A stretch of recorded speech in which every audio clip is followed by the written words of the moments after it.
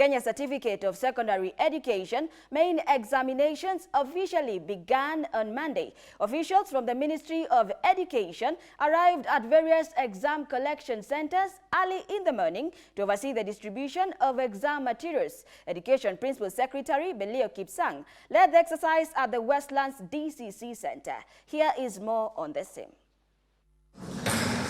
The Kenya Certificate of Secondary School examinations officially started across the country, and a total of 903,260 candidates are sitting for the examinations. Kenya National Examinations Council Chief Executive Officer Dr. David Njengere today announced that the government has introduced a new rule to discourage early exposure of the second paper during the Kenya Certificate of Secondary Education examinations.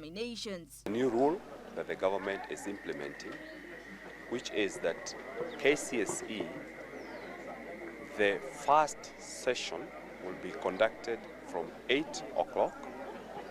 Then the center managers will return those scripts to the container and they will collect the second session paper at 12:30.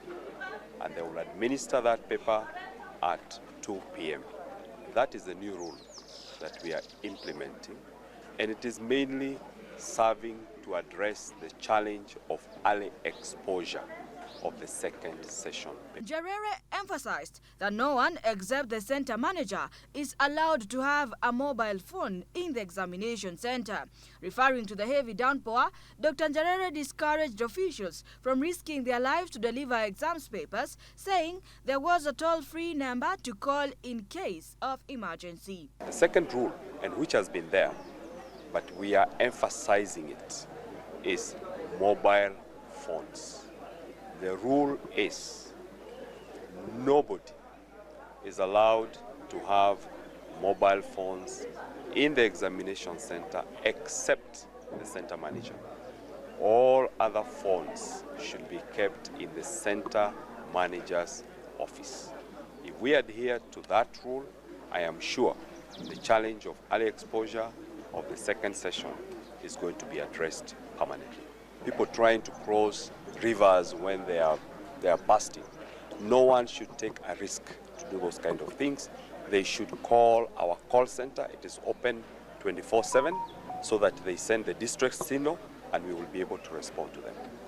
On his end, Basic Education Principal Secretary Belio Kipsang has called on everyone involved in the administration of national exams to uphold integrity. Belio spoke on Monday at the Westland Sub-County containers where center managers were picking papers for Session 1. We were told there were 2 sub-counties which were facing enhanced rains, and a chopper has been released to that region. We have also another 2 choppers in Tana River where also there are quite some enhanced rains.